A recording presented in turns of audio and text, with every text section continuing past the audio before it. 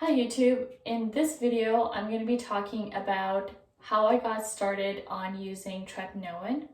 So before we begin, I just want to say I'm wearing my glasses because my ophthalmologist told me to wear glasses. I have really bad seasonal allergies and I've had a lot of issues of getting irritation from using contact lenses because of seasonal allergies. And I also have eczema because of seasonal allergies. I've had a lot of issues because of my seasonal allergies.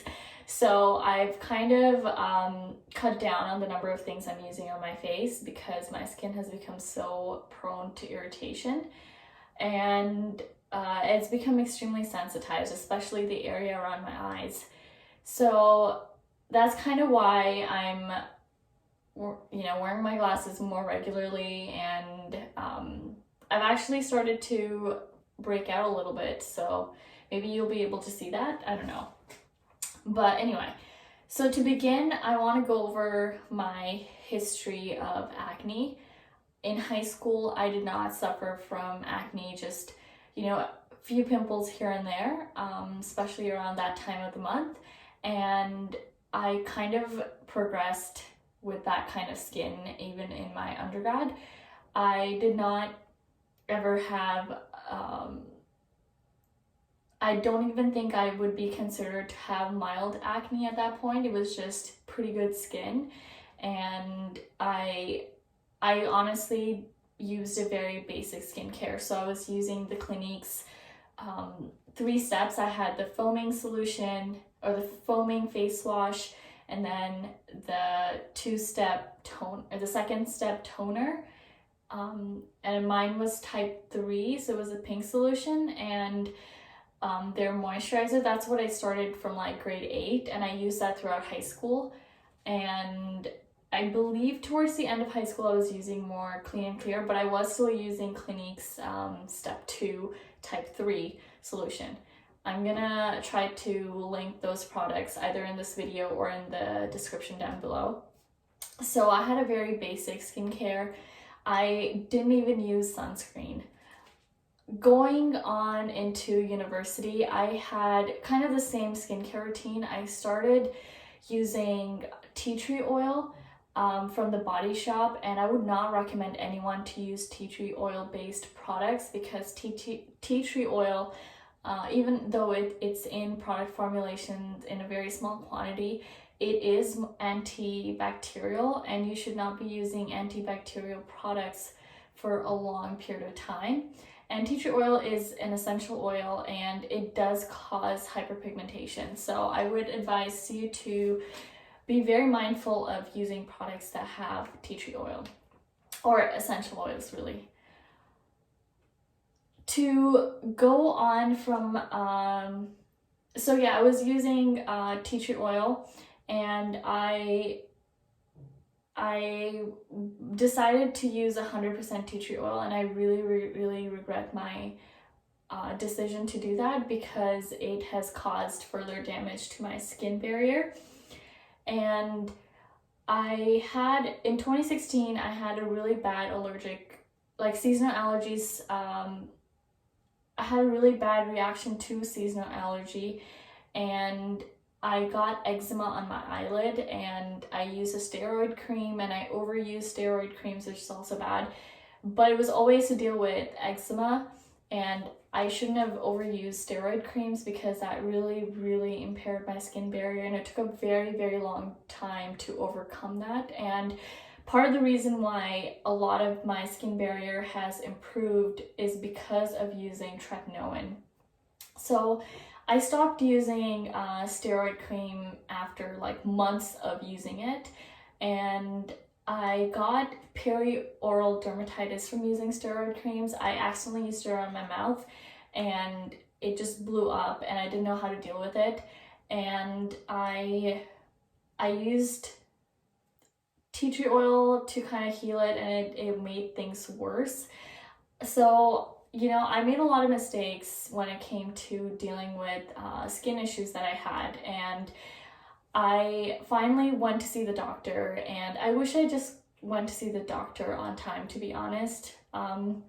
So my doctor gave me a prescription to clindamycin phosphate, and that helped very immediately. But at that point, I had already, my irritation, my perioral dermatitis had gone away, and I just had hyperpigmentation around my mouth, which was very, very disfiguring. I felt very insecure. I was just, it was one of the lowest of the lows of 2017.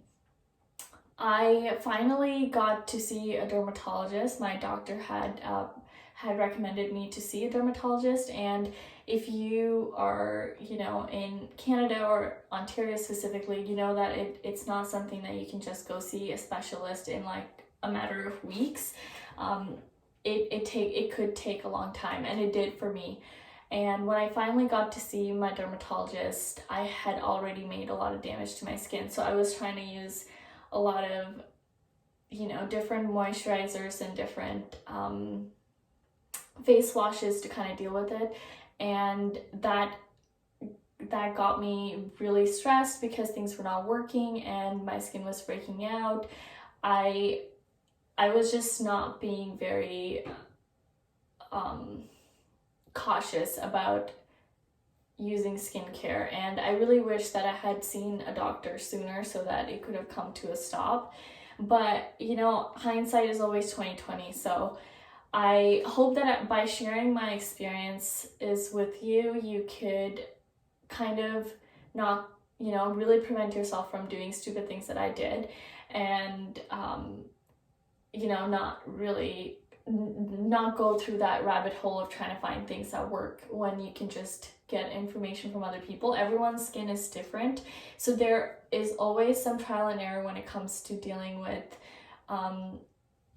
diseases, and acne is a disease.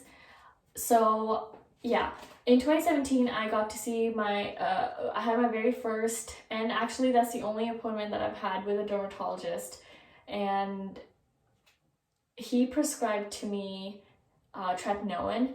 And honestly, this dermatologist did not seem like he was very interested in talking to me. He seemed like he was really busy. I mean, a lot of people who were at the dermatologist's office had very, very serious skin conditions. There was a gentleman behind me in line who had just been diagnosed with skin cancer. So obviously, acne being a non-life-threatening disease, my dermatologist just did not give me that much time to kind of talk about it. He was like, you have anxiety, you don't have acne, and here's a prescription to Tretinoin. I did not know anything about Tretinoin, and I didn't even get the prescription for Tretinoin until like a few months into grad school. So yeah, I started on Tretinoin, I want to say November of 2017, and I did not know how to use it. He just told me to follow the instructions in the package or on the medication, and it says to use it once every night after washing your face, and make sure that when you apply it on your face is dry. I did try that. I did not get any irritation, but I only tried it like once a week.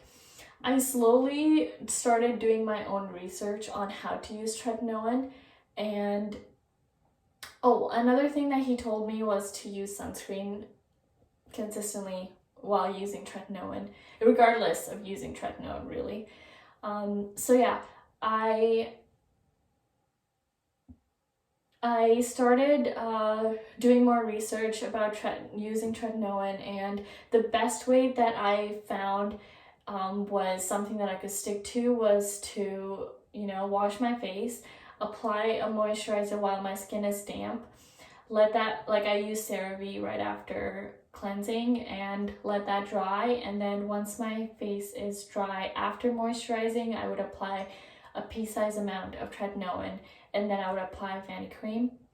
So I went with a sandwich method that I think even like Dr. Dre is the one who kind of gave me the idea, and that was very effective for me because I saw a lot of improvement in the hyperpigmentation that I got around my mouth after perioral dermatitis, and also a significant reduction in acne. So I'm very happy with what I discovered from my own research of seeing what works for my skin and like looking for recommendations. And I've kind of incorporated a few other ingredients to deal with hyperpigmentation from from I've also incorporated a few other ingredients to deal with hyperpigmentation in combination with tretinoin. So I've incorporated niacinamide as well as azelaic acid. I've tried other ingredients like licorice root and tranexamic acid, but both of those ingredients have been more in this year, so in 2020, as opposed to when I first started tretinoin. So I would not recommend you to add every single ingredient that is good for acne and hyperpigmentation in your very first attempt. Be very cautious, because it is your skin on your face. So very quickly, I want to touch on a few things that I wish I knew before starting tretinoin. One is that if you cannot commit to using sunscreen, you should not be using tretinoin. Tretinoin is a very, very efficacious ingredient prescribed primarily for acne, and some of the side effects include redness, and your skin is predisposed to further damage from the inflammation that you might experience from tretinoin. And for me, I experience a lot of redness, and when my skin gets red, it immediately overproduces melanin and it's very uneven. So whether you're white or dark skinned or in between, I would not suggest you to use tretinoin if you cannot commit to sunscreen. So that's the number one thing that I wish I knew, because I would not apply sunscreen on days that were cloudy, just because I was like, well, you can't see the sun, but sunlight is the only reason we're able to see things when we're during the day. So I mean, you have like regular indoor lighting, but even if it's cloudy, a lot of the sunlight gets through, especially UVA light, which is the more dominant rays that can cause skin damage. So I really wish that I stuck to sunscreens a lot better back when I first started with tretinoin. I know that I'm good at using sunscreens now, but especially in my initial times, I wish I was more diligent about my reapplication. And it's hard. Reapplication of sunscreen sometimes can be very impractical, so I don't want you to beat yourself up for it, but it's really prudent that you are trying your best to reapply sunscreen throughout the day, whether you're indoors or outdoors, whether it's winter time or summertime. Reapplication is key to your success in seeing results from using tretinoin. Second thing that I wish I knew is being patient. Like with any medication, it is especially when it's something that is so strong like tretinoin, it's very important to be patient because it takes some time.